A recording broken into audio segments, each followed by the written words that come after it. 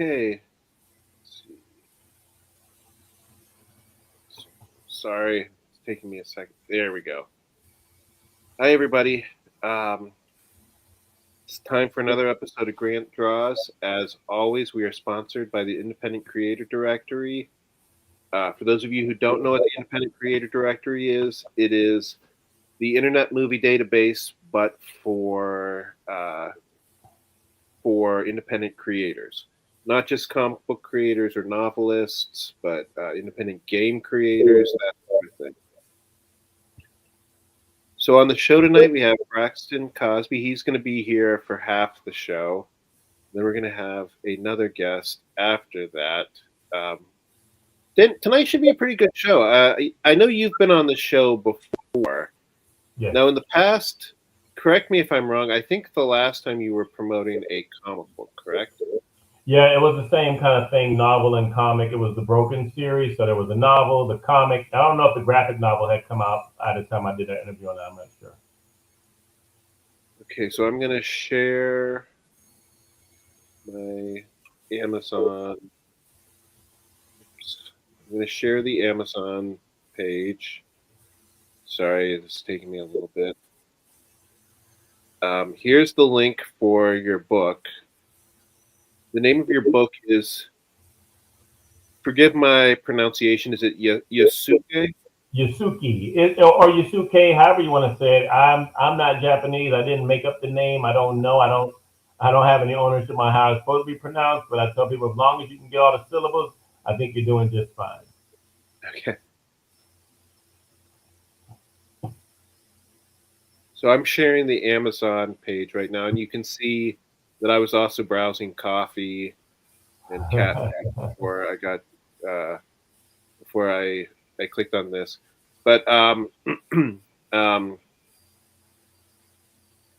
my first question, I guess, is so you've done comic books, and and now you're doing a novel. Mhm. Now, did you necessarily intend to always to do two different types of mediums, or is that something that just came up? Yeah, I tell you, Grant, I started off as strictly a novelist. I did that primarily. I think I may have gotten up to like maybe book number 16 or 17. I don't remember where. And then as a publisher, we were publishing our stories with, and if you click on the duology, you actually have the whole thing. You see it there, Yusuke duology. You were right in the right place at the bottom. Oh, sorry.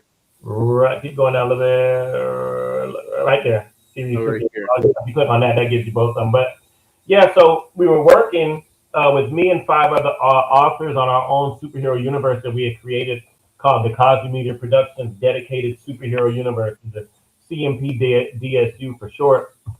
We had Daniel Payton with his 3-book series for the Bark series, Kaio Champion with his 2-book series for Majesties of Canaan. Me, I had 2 books in the Cape series. We had Lawrence St. John with the Metatron series. He was up to 3 books at the time. And I was like, guys, I really got this vision because I kept going to book conventions and comic book conventions, and people say, "Oh, is this a graphic novel? Or is it a regular novel? Oh, there's a comic book associated with it?" And they kept just talking about comics, comics, comics, and I was like, man, I feel like we've gotten really, really good with this whole superhero universe, the interconnected characters linking each other together. What if we did a comic? So Right. we run a Kickstarter, and we got the four first issue comics created off of the series that I, Keyshawn Dodds, Lawrence St. John, and Daniel Payton, who put together the Kickstarter, we got all those first issues funded. And I changed my philosophy as a publisher with Cosby Media Productions to become more of what we call hybrid publishing. Since we had the funds for the Kickstarter to get the comics done, we now had to come up with an imprint. And that's where I came up with Star Child Comics. So it's basically everything's in-house. Cosby Media Productions does the novels as a small press publishing company, and then Star Child Comics does the comic books. So everything's related, and we didn't decide to do something separate. So like for me, with the Cape, books 1 and 2 are the novels, book 3 is the comic book.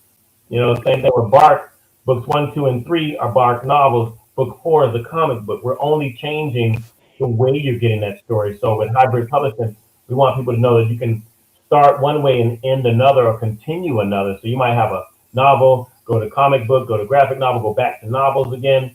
But we give everybody that freedom and liberty to read and enjoy our stories how they want. And so with that in mind, as I kept going, I kept writing more fiction that way. I did the Steel Rain Bounty Hunter series. The comic is the prequel, and that's book one.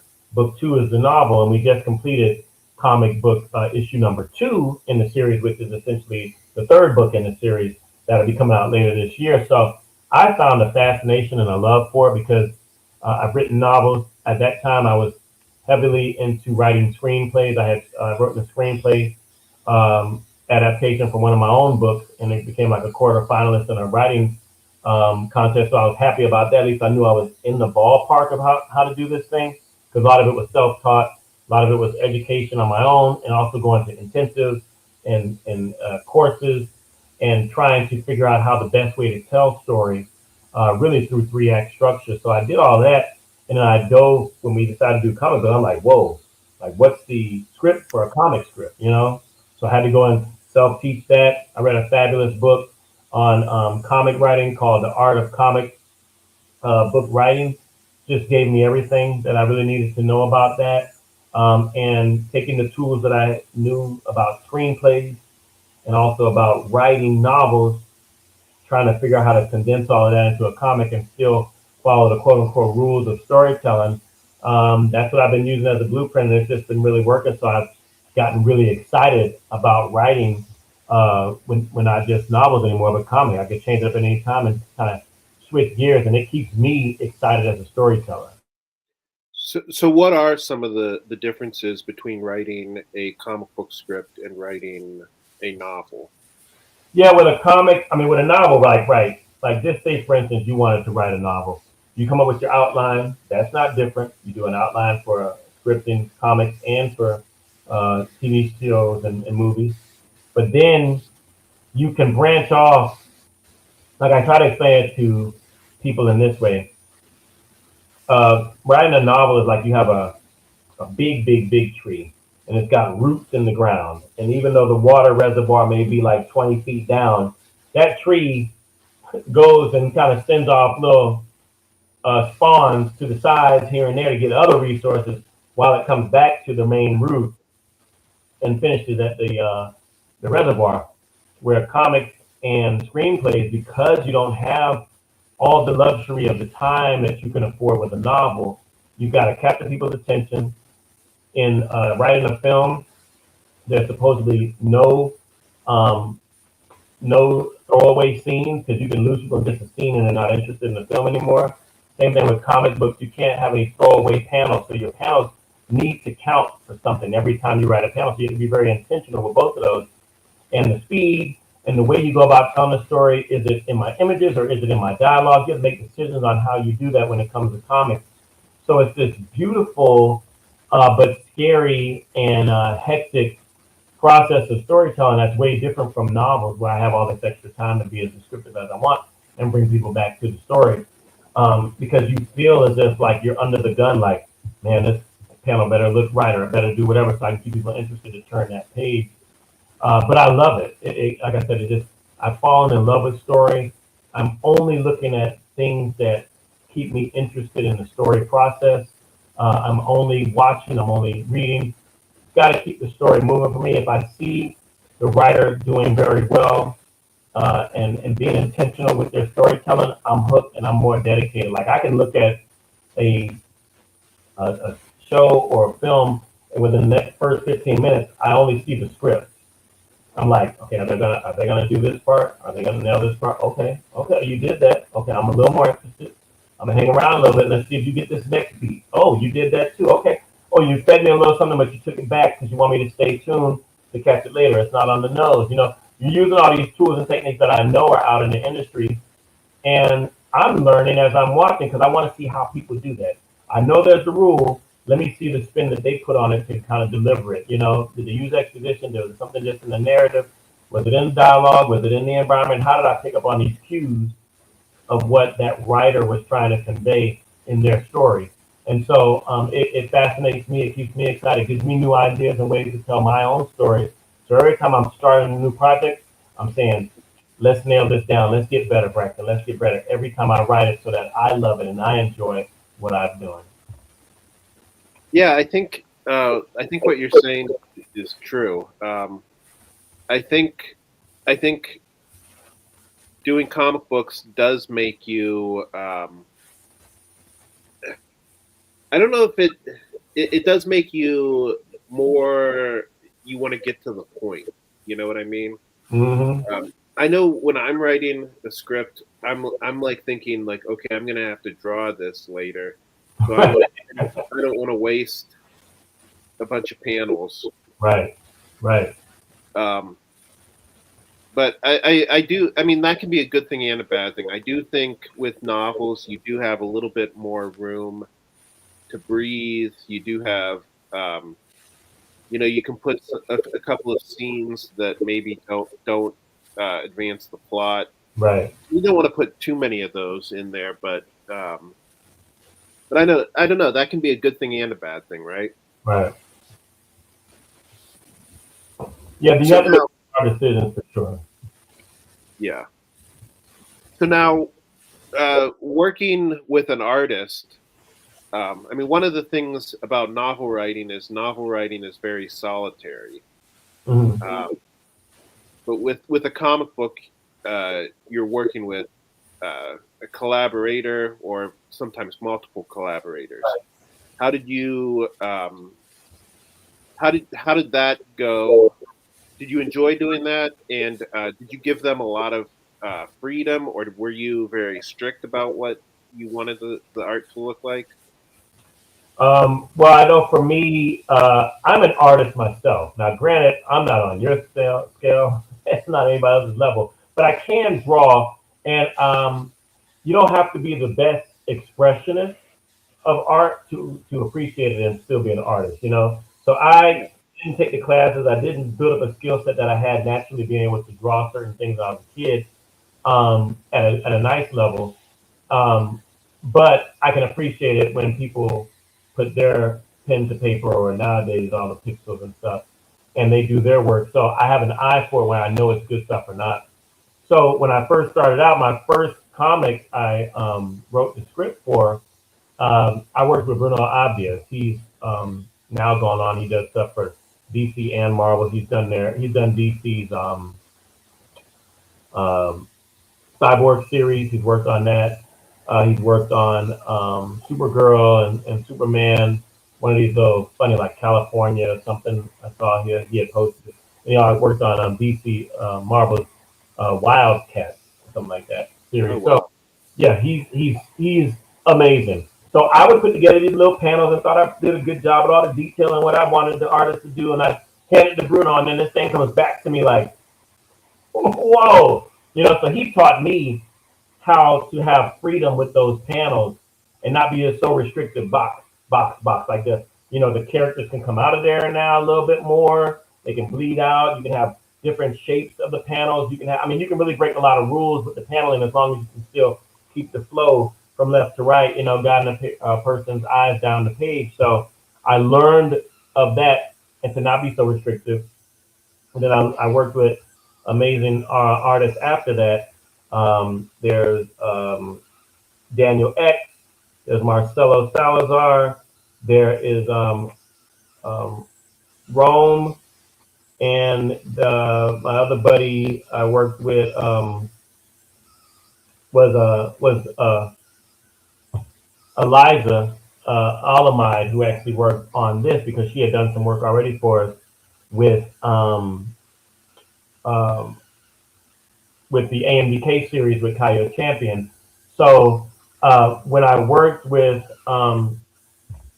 Mr. Silva on the Broken series, I love to see what people just do with it first, and then I decide how much guidance I need to give. I want to see what their eye is. So when I gave them pages, and Rom would spit out these amazing works of art, I just want the pages to look like individual art. If I put it up on the wall, Rom, what would it look like? And he would just do it. So you just have to you learn this little trust relationship. I can give you a little bit of this, give a little strength, or I could just say I could say like this panel description is give me a beautiful page of Kisa holding her knife as one of the zombies is closing in on her. Like I can get more freedom rather than saying she needs to be positioned on the left side of the panel and the thing is on the right side. You know what I mean? Like I don't have to do all of that once I trust you just to give me something beautiful. If I say it, if I need the intensity of the eyes.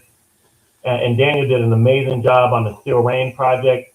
All the detailing he did, like I'd have a scene where there's we're Steel Rain having a conversation with the doctor on the ship, and then all of a sudden, I noticed a little bottle in the background. You know, like you can tell, and I didn't put that in there, but you can tell in that scene just wanted to show people that Steel Rain was a little uh, tense with the subject matter. He had been drinking, you know, but he dropped Yeah. that. Yeah. So it's like I want that expression. I want those artists to read the script and really understand and get a closeness to the character, so they can do things like that to drop these little nuggets in there. Where you're like, oh man, you know, I didn't even write that, but that's really nice in this scene. You know what I mean?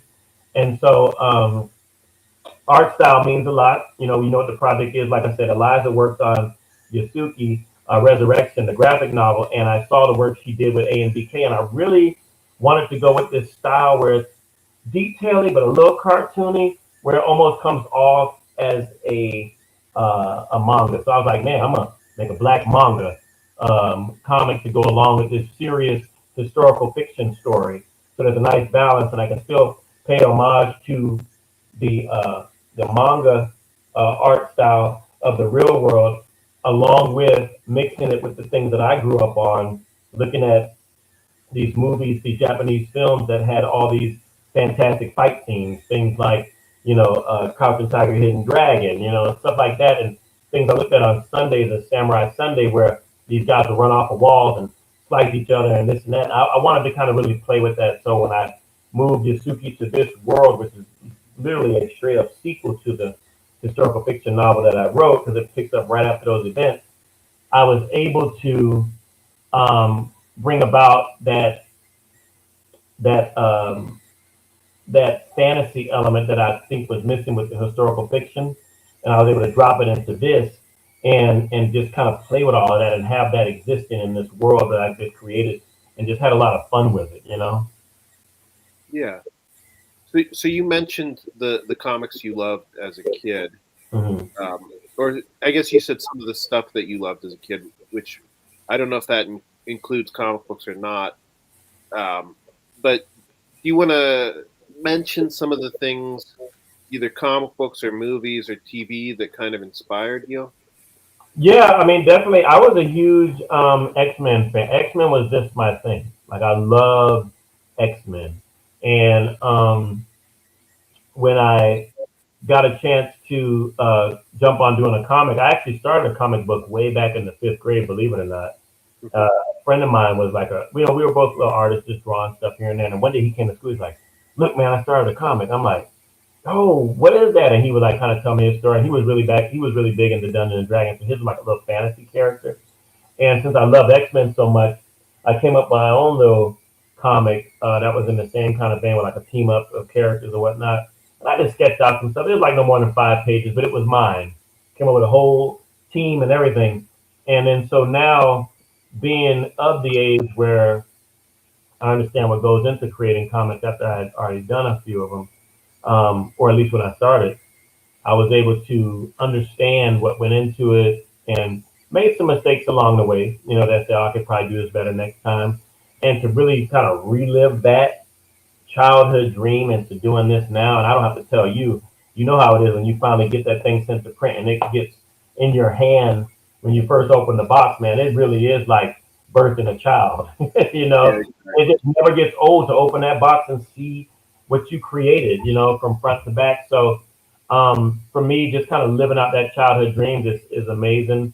And that's where I got the Cape series from. I was able to kind of take those characters who had real three-dimensional lives, where on one side they were just human and they were just given these powers overnight, and now all the responsibility that goes with giving people with a lot of flaws, superpowers. What do they do with them? They're not necessarily like the best moralistic people in the world, but they've got responsibilities now with these powers, and now they've got to kind of fight their tendencies to do the wrong thing to try to do something better. And Oh, did I just flicker? Did I pause? No. Oh, I'm still going. Okay, cool. Um, The video looks like it's paused, but you're still. I can still hear you. yeah, I see the video is pausing. So anyway, just to get that chance to do that and live that out was just incredible. And those characters went from books 1 and 2 of the series. Then we did our crossover with Infinity Seven, um, Gods Among Men, and War of Gods. And then I had the comic book. And then now Kate, those older characters are kind of ready to settle and chill out a little bit, and then hand it off to the next team, which was called the Fabulous Five, which is the next comic iteration I've started with those heroes in the same city, in the same kind of universe, whatever. So to be able to kind of move like that and actually see, like I lived watching that with like X-Men, where new members would come in and out and all that stuff. It was just super cool, you know. So you're working with a lot of different writers as Mm-hmm. well as different artists. Now, is that difficult? Um, when I'm working with different artists on mine, it's obviously you kind of anticipate what you're going to get. You wait till the stuff comes in, and it's like, oh man, this is great, and you're excited about it. But then also, there's the moments where, things aren't as great as you'd like them to be. And, you hate having to tell somebody, hey, can you? Oh,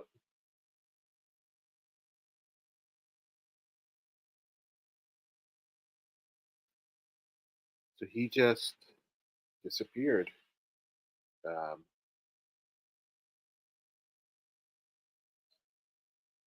is he coming back? Okay, here he comes. Oh, sorry. Hey, I guess it kind of everything messed. all right? Yeah, I'm good now. So yeah, it's just, that process.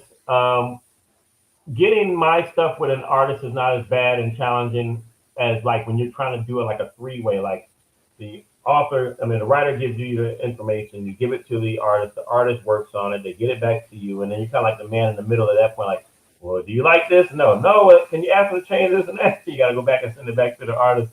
That can get a little crazy, but I feel like I serve as part script consultant sometime in that process, and I kind of look at the script to see how clean it is and go, well, what if you wanted to, you want me to tell them to do it like this? Maybe that'll fit. And they go yes or no, and I can pass it on to the artist, and the artist. We just have a great bunch of teams that we work with. They're usually very flexible, and they work with us to try to give us exactly what we want. So I feel good about the products that we're putting out. So it sounds like you're also kind of an editor. Yeah. If I'm correct in that. Now, have you ever butted heads with any of these writers? Yeah. It's just a trust system. What we've done with Cosby Media Production, we've really tried to be more of a partner with authors because the process of getting your book published is such a strenuous one and taxing. And then you get out there and you don't put out the best product, and then people kind of don't mess with you after that. So my goal was to be a partner with authors because we had a relationship with a larger publisher for about 3 years or so. And so they kind of cracked the code and kind of said, hey, this is what the formatting looks like in the industry. This is what this looks like. They kind of gave us all the template of what industry standard looks like. So we were like, yeah, we're a small press publisher just like them. Because if you're not the top five, you're small press. It is what it is. Right.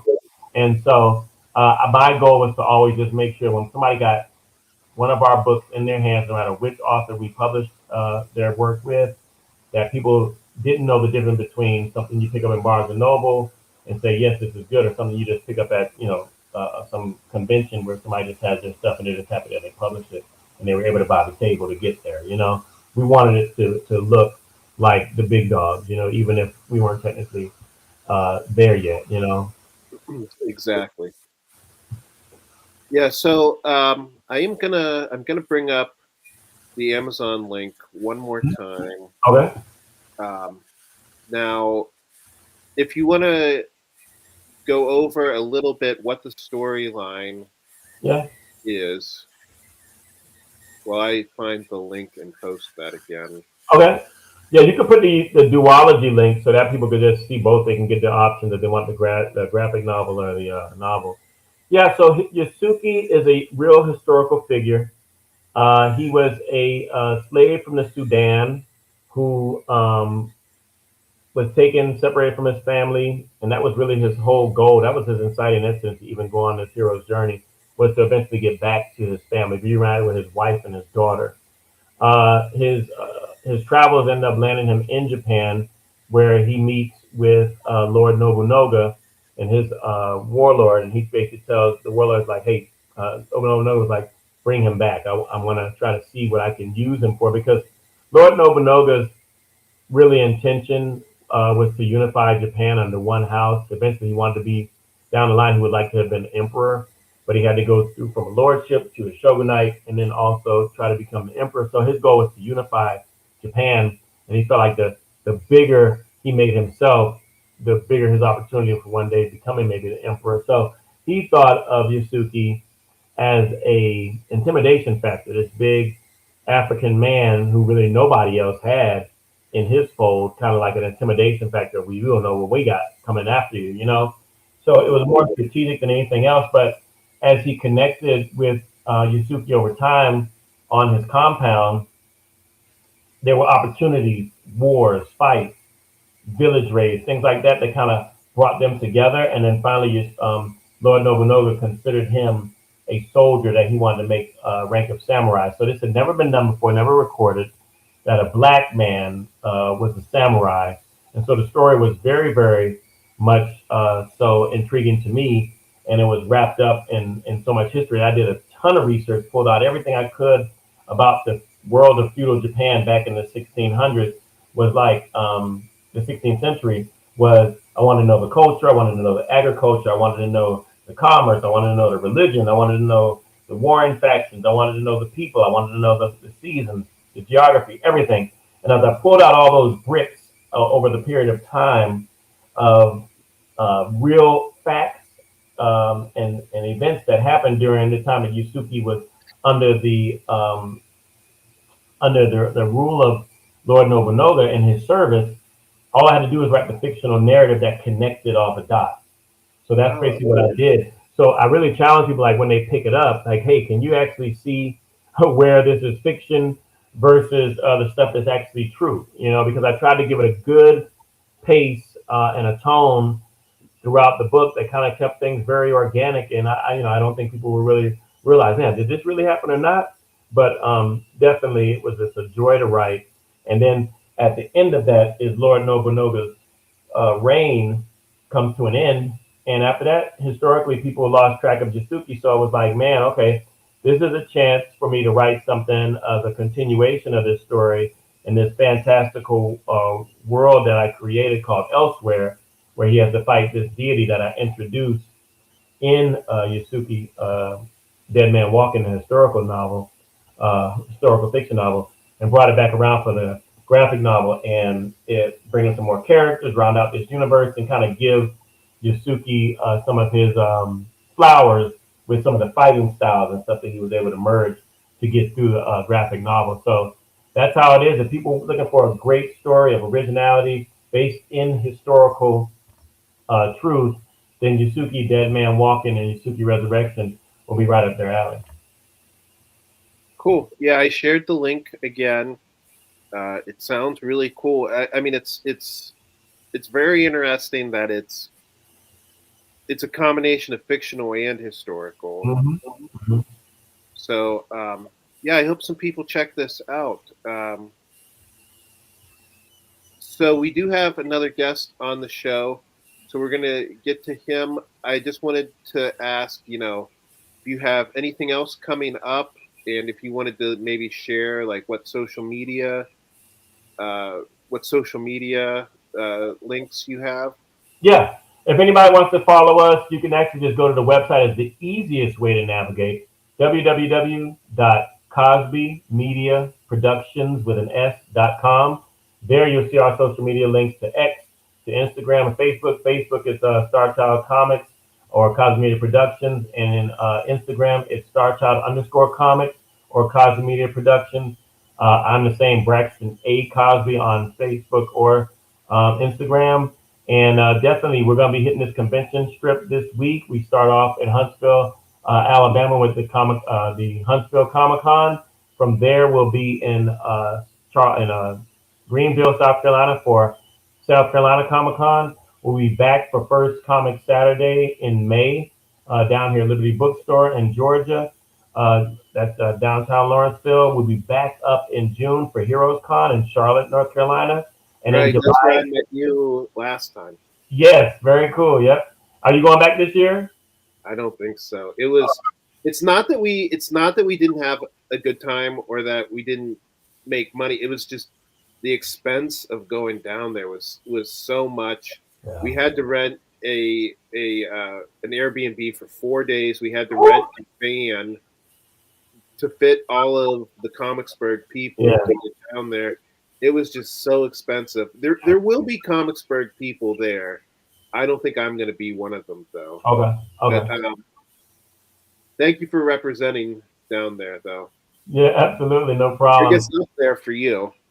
Yeah. And so in July, we'll round it out. We'll be back in Tennessee, in Chattanooga, in Knoxville for a fanboy. Haven't been there in a couple of years, so Tennessee, we're happy to come back and see you guys again. And just come and check us out. That's the first half of the year. We got some more events we're already looking to be a part of again. Man, you're a busy guy. Yeah, it sounds like I'm getting tired just listening to you talk. Well, thank you so much for being on the show, Braxton. I'm going to let Wesley on the show now. Thank you so much, guys. Yeah, I hope everybody watching checks out your book. Appreciate you. Thank you so much. Bye-bye. Have a great night, Braxton. You too. All right, everybody. Now we have the great Wesley Griffith. And before we get too far along in the conversation, I'm going to say, Wesley, I can't remember what the link to your comic book was. If you could put that in the private chat. Yeah, absolutely. But we're two people. We're in a lot of the same groups. I think where I met you from was probably the cartoonist kayfabe Facebook group. Is that correct? Mm-hmm. Yeah, I post on there quite a bit. So you posted a link to this comic book.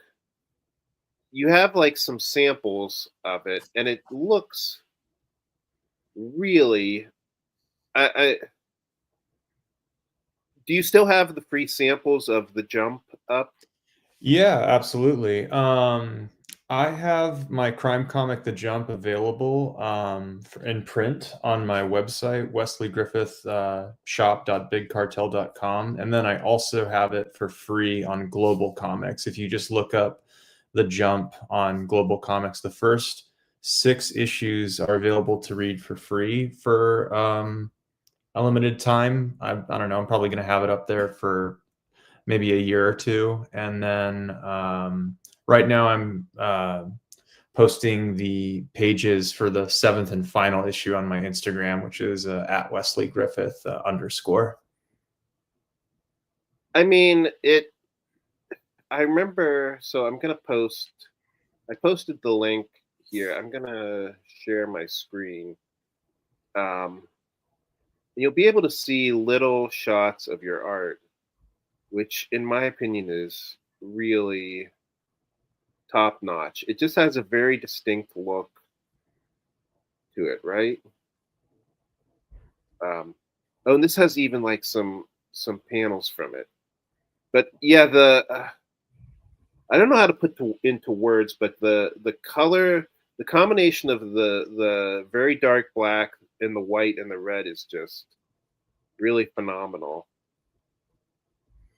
Thank you. That was inspired by a lot of manga that I was looking at the time, all the time, because I love manga. But I always enjoyed their practice of utilizing the first initial like 6 or maybe 10 pages of a story with process red, utilizing their color pages, and then moving forward, the rest of the story would be in black and white.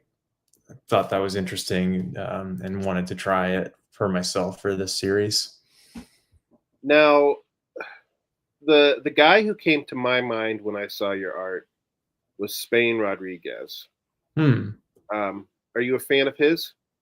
Um, I am, but I'm actually not super like I don't like I didn't grow up with him in the way that I did with like maybe some of one of his contemporaries like Robert Crumb, but I'm familiar with his work and I do like it. It's really cool, like the stuff that I have seen. Cool. So let's see. So we have a bunch of different issues. I'm gonna maybe I shouldn't show that one image. It looked a little bit racy, but I don't want to. Well, it's not like my YouTube channel's ever gonna get monetized, right? But okay, so you're up to 7 issues now. Yep. Oh, and you have prints as well. Or this is these aren't prints. This is original art. That's original artwork for the Donna versus Rockers short story that was in the Ghost Agents anthology in the Days of the Demons. It was written by Rocco Jerome and was published by Cosmic Lion Productions. It was Right. a Kickstarter book, and yeah, I have that couple of copies of that for sale as well. It's like a treasury size book. That was sort of like a bucket list uh, thing for me as a comics maker. I wanted to do. I've always wanted to print a comic at treasury size, but never could afford to do it myself. And then when this opportunity came along, I was really thrilled that Cosmic Lion and their publisher Eli decided to go with it being like a very, very large size. It's printed on newsprint as well, which I was really happy about. Yeah, But this yeah, looks just a good. short 11-page action story of Rocco's character. Yeah, Eli does good work. Yeah, He Eli's great. he makes. I mean, obviously, you're the one who drew all this stuff, but he figures out a way to get it to print looking nice, right? For those of you who don't know who Eli is, or Cosmic Lion, they're the guys who put out the Don Simpson Megaton Man comic book that I was a part of last year. So, and yeah, I've met Eli before. He's a really nice guy as well. Yeah, no, he's super cool. So, how did you get hooked up with Eli? It was really through Rocco, honestly. Yeah, I think we also met on that Facebook group, and then he bought copies of my work, and then eventually at the very first Indie Comics Creator Con in Connecticut, we met in person, and Probably shouldn't have clicked on the naked lady. it'll happen. We met in person, and I don't know, I really like Rocco. I think he's a really solid dude, and he asked me if I was looking to do any commission type work, and wasn't at the time, but then later on I was, and then he cooked up that little 11-page story for me to work on to contribute for that anthology, and I was really grateful for it. Yeah, and I mean, anybody who's watching, I mean, as I'm clicking through this, you can see just how amazing the art is. I mean, is this done on a computer? Is this pen and paper? It is the line work is all on pen and paper, and then all the coloring is in Photoshop. Yeah. So after you, so I'm assuming something like this. I'm assuming you draw this in black and white, and then what, you take it into Photoshop and change it to blue. Yep. And then add the red background. Yep. Yeah, it's pretty simple. It's just a matter of like applying like a like a color layer on top of it. That's that blue I wanted it to be. Yeah, I mean, like I said, everything just has like such a great look and feel to it. I'm really excited. I mean, even though I have the free version, I think I'm gonna have to get the print version of this. Now, are you planning on collecting these at some point? Yeah, I'm slowly working on designing the trade paperback for it, and just I don't know. Then it'll be a matter of like I kind of printing a trade paperback for that would be kind of expensive on my end to do a big printing of it. So I'd like to kind of shop around to see if any publishers would like to pick it up, and then if that doesn't work out after a couple months, I'll like to figure out a way to maybe kickstart it instead.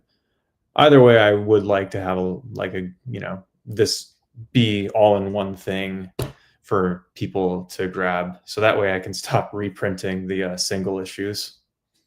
Right.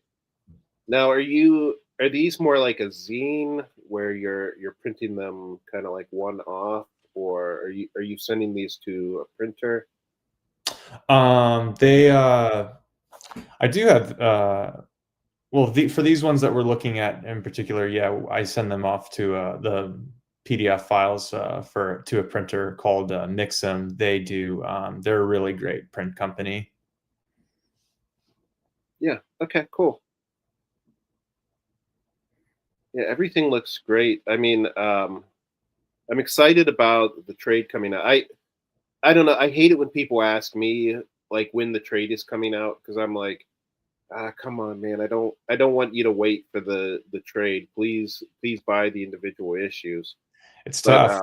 yeah, Yeah, no, that was something I kind of learned the through tabling is that the I don't know, like the single issue. I don't want to say it doesn't work because I don't know, that doesn't ring true with me, but I don't know. It's just it is people do want a spine, and I'm guilty of that too. I prefer that as well. yeah. I'm definitely guilty of that. Um, I mean, a lot of times I'll see a cool comic book at the store, and I'll say, "Hmm, I wonder when the trade is going to come out." Hmm. Um, yeah, I don't know. I still have a love hate relationship with single issue floppies. I know Yeah. a lot of people say they're going the way of the dodo, but I don't know. Who knows? Yeah, there's a couple of things like I do make it a point to get the single issues of. I'm a big fan of the Santos sisters comic, and I've collected like I'll anytime a new issue of that comes out, I'll go to the comic book store and get a single issue of that, and I still have all my singles for that one.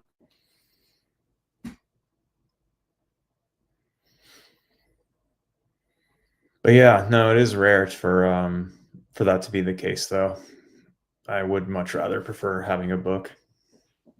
Yeah, I mean, I'm definitely a trade waiter. Um,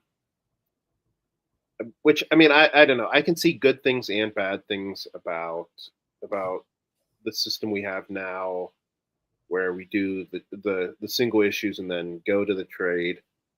But Hmm. I don't know. Who I think knows if that's that's sorry. no, it's all good. I'm sorry. Go ahead. I mean, I was just saying, like, I mean, that's one of the things that everybody is saying is probably going to change within the next 5 or 10 years. Hmm.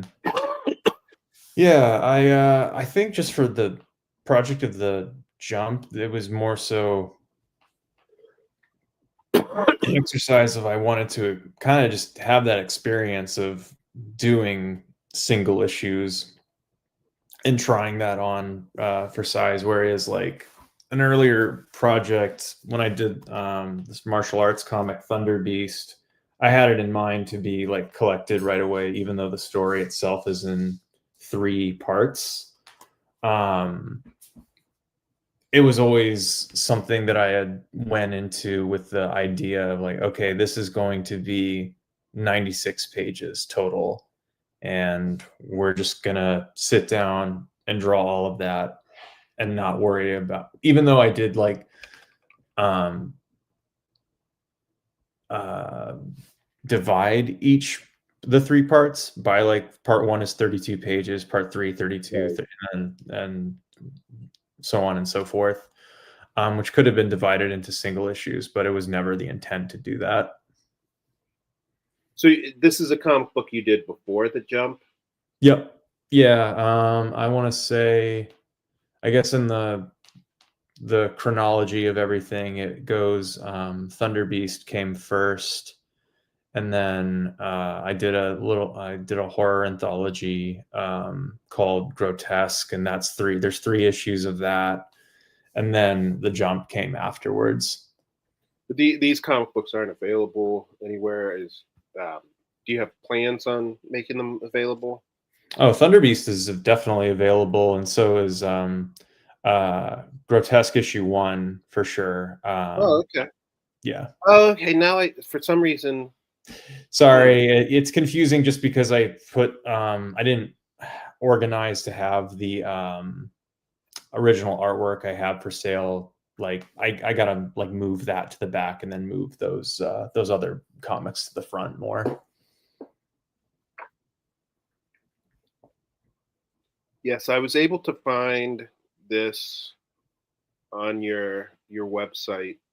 I'm not sure why I wasn't at first, but yeah. So yeah, this looks awesome too.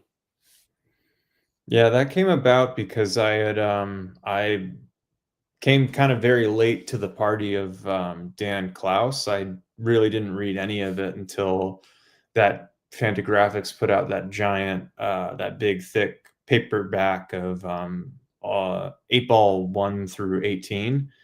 So I read all of it and thought, wow, I kind of want to do that. Like I liked the idea of like just a one person making their own anthology of little stories together. And in this case, I always liked horror and science fiction. So, and that's how Grotesque came about. And do you want to explain what Thunder Beast is? I'll try. Thunder Beast is basically almost a post 2021 sort of coming out of lockdown project that I did because I had never done a comic that was like this substantial in size before, and sort of wanted to hit the ground running, like almost with the sense of like, if I never make a comic again, at least I'll have this. It's a action adventure martial arts science fiction comic that where I was just kind of throwing all of my interest spaghetti at the wall in terms of what I wanted to draw and see happen in a pulpy action adventure story. And then you have a book of receipt doodles. Yep. Yeah, that's closing out. That's a bunch of doodles I had drawn on receipts years ago when I don't know what year. I mean, it was a long time ago when I was drinking a lot more and I was doodling on these receipts, and for whatever reason I saved them. And then also during lockdown, I decided like, well, let me scan these things and see if I can make a zine out of them. And that's how closing out came to be. So now I see you have black and white versions of the Jump. Yeah, I sort of felt bad because I want to be sympathetic to the potential customer that's coming to this site, and I understand anybody that would be looking at a $10 single issue comic and think, no fucking way. I totally get it. So from that, I decided, because I had made those zines anyway for myself while I was drawing the Jump, because I didn't want to go back and look at the original 11x17 art boards for reference for, drawing continuity reasons. Because, 11x17 is pretty big. They're pretty cumbersome to kind of flip through a pile of them. So I decided to print the Jump in black and white at like a smaller zine size so that I can just have those handy and flip through really fast to look through for reference. And then I decided, since I can print those myself, I can just make them available to anyone that wants them at half the price of a regular color issue of the Jump. Very cool. I mean, it's nice to meet somebody who's doing interesting work. Yeah, I don't know. I feel like I'm not articulating what I like about these comic books very well, but it's just something about the color combination, the kind of cartoonish style, the very action-packed panels. Everything looks great. Well, thank you. I appreciate it. Yeah. So, what's next for you with the comic book world? I'm not sure. Right now, I kind of I'm just sort of taking it easy and doing house stuff, and I don't know, planning a lot of trips with my partner. Just because I don't know, everything that led up to the jump number 7 being done was kind of tough. We had to move, and then after that, I was just sort of in a mad dash to finish issue 7 as quickly as possible. And yeah, right now I'm kind of just taking it easy. No immediate future plans for any comics that are, I don't know, nothing that's like exciting to announce. Is there going to be a jump number 8, or is there a finale in the jump number 7? The finale is jump number 7. Yeah, it is the end of the series. Okay, so you're still kind of regrouping right now. Yeah, pretty much. I mean, I have ideas for other comics I'd like to do for sure, but it's just a matter of sitting down and, yeah, like finalizing them into real tangible things. Or I'm like, okay, now it's time to go start drawing. Right. Finding time can be hard. Well, thank you for coming on the show, Wesley. Is there did you want to throw out like any social media? Yeah, sure. I'm available right now. I'm posting the jump number 7 on my Instagram at Wesley Griffith _, and then yeah, I'm pretty active on Instagram, and then yeah, just for checking out my work digitally for free. It's on, if you just look up Wesley Griffith Global Comics, my work's on there. And then if you want to support my work and the print editions, you can go to wesleygriffithshop.bigcartel.com. Yeah, I'm definitely going to have to check this out at some point. And I'm looking forward to when the collected edition comes out too. Me too. All right. Well, thank you so much, Wesley. Hope to have you on the show again. I Absolutely. hope to see more of the great work that you're doing. Thank you. Thank you for having me on, Grant. No problem. Thanks. Have a great night. Yeah, take care. And that's it for our show. Thank you, everybody. We'll be on again next week. Same time, same station. Bye.